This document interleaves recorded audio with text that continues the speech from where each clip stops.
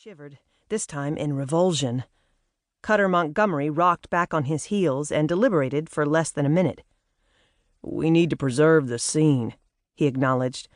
"I don't want to disturb anything, but you're right. We need to stop the chickens from doing even more damage." With one smooth movement, he shot to his full height of just under 6 feet. Madison's attempt was much less graceful. As she lumbered to her feet, she wavered for a moment like a leaf in the breeze.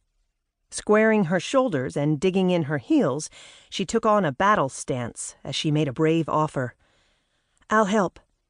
"Are you sure?" No, she wasn't at all certain, but she felt obligated to see the mission through. "It's the least I can do." "What were you doing out here anyway?" Despite his friendly tone, the first responder's eyes were speculative. "Mr. Gleason hired me to walk his chicken houses for him this week while he was out of town." Cutter Montgomery looked down at her with obvious surprise. His gaze flickered over her, as if noticing her attire for the first time. Hazel eyes took in the raggedy T-shirt streaked with dust and perspiration, the filthy jeans smeared with heaven only knows what, the plastic sleeves over muck boots at least a size too large, and the disposable respirator dangling from her neck. He bit back the smile, but amusement still sparked in his eyes as he questioned his hearing. "You?" Madison lifted her chin defiantly. "Yes, me," she fairly snapped. "Sorry, ma'am. I meant no disrespect." The younger man apologized. He reached around to open and hold the door for her. "I'm just surprised is all. I didn't realize Ronny had hired anyone to work for him." "He didn't. Not exactly. I own In a Pinch Temporary Services," she explained. With a brave gulp, she stepped over the threshold and into the chicken house. She immediately regretted the deep breath without interference from the respirator. The stench of 25,000 chickens and high levels of ammonia burned her lungs and assaulted her nostrils. As her eyes adjusted to the dim interior, she quickly put the breathing apparatus back in place. Cutter Montgomery murmured something as he backed out of the doorway and disappeared into the adjacent control room. Madison had a moment of panic at the thought of being alone with the body. But when the long barn brightened, she realized the firefighter was merely adjusting the lighting. Seconds later, he was back beside her and asking which way to go.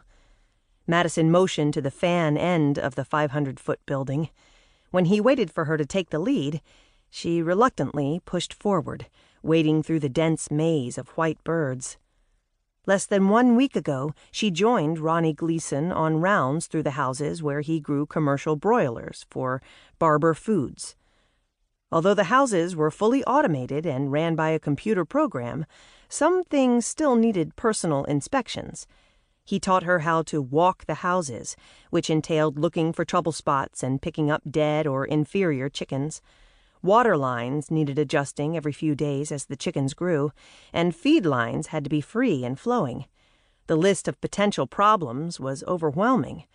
Everything from broken fan belts and stalled motors to leaking water nipples and disease among the chickens. But surprisingly enough, the massive process was generally smooth and trouble-free. The crash course in chicken growing taught Madison more than she ever intended to know about the feathered fowl. But at this point in her life, a job was a job. She needed the meager amount Ronny Gleason paid her to tend his houses for the week.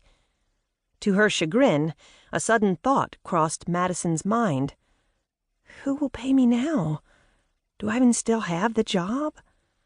She knew it was in poor taste to think of a paycheck when a man lay dead just a few dozen feet away. But she had a lot riding on this job. It was her first real service.